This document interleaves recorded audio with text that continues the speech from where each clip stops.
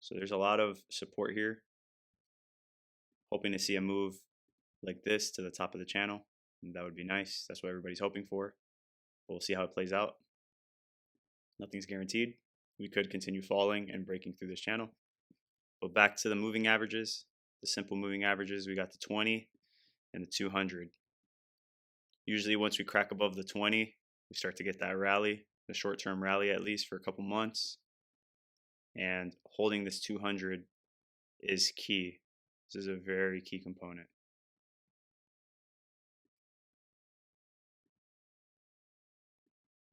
So we've been testing it prior, September 2024, August 2024, and back in October 2023. So as you can see, this is definitely a big indicator of what the trend is going to continue to do. So getting a bounce here would be crucial. As you can see, once you crack below that 200, it's usually a large move down. As you can see, we have 2021, 80% drop after cracking that 200 moving average. So let's see what happens here. I'm still remaining bullish because I'm bullish on Bitcoin. Since they're tied together, this is just a leverage play on Bitcoin. For the 20-week moving average, this one fluctuates a little bit more since it's the past 20 days.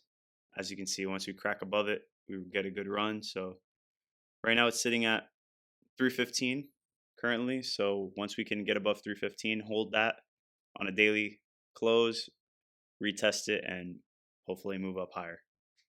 So this has been an indicator that's been correct a couple times prior, calling the tops for the Bitcoin cycles. Obviously, if you can call the cycle top in Bitcoin, then you can call the cycle top in MicroStrategy since they're tied together. So this is a key indicator for anybody that's interested in MicroStrategy. You should definitely take this into consideration and keep this in your little toolbox so you're ready for whenever the time comes. You know what to look at.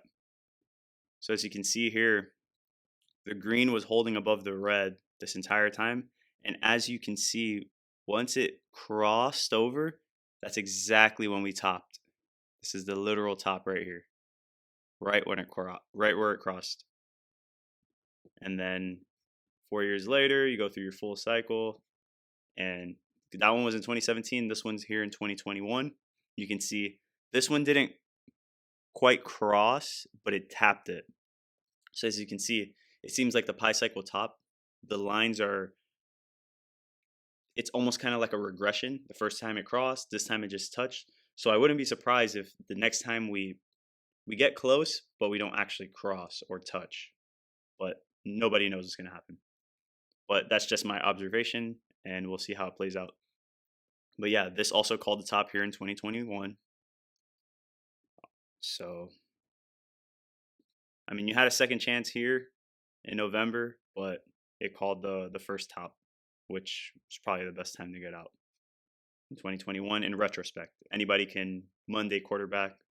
So it's a lot easier said than done when you're not emotional and all that kind of stuff. But if we were to try and draw it out, it could look something similar to this. Do not take this to the bank. This is just a rough drawing. But you could draw something like this for the top.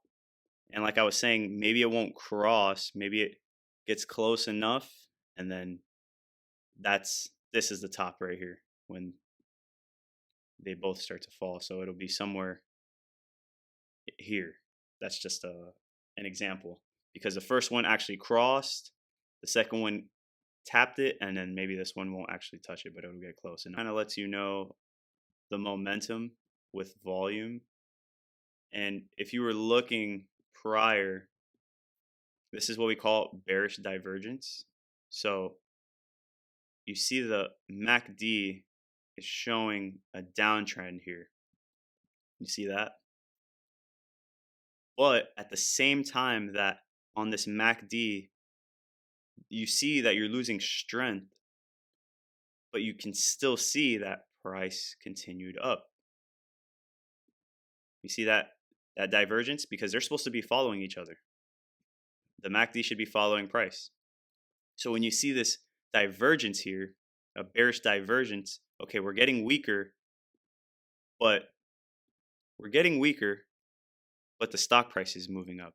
That should be an indicator like, hey, we might be topping pretty soon. And that's exactly what happened. We're now on MSTR.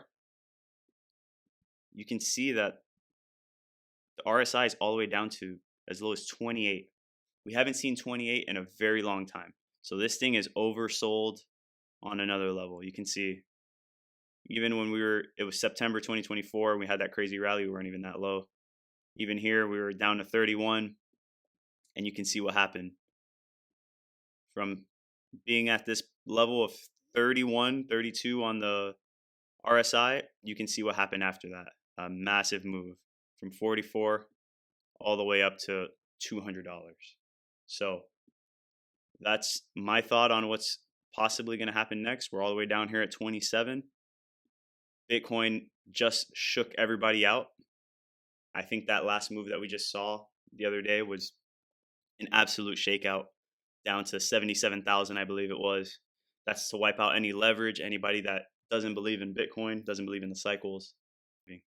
So that's my take on it. You let me know down in the comments section. Don't forget to like and subscribe, and I'll see you in the next one.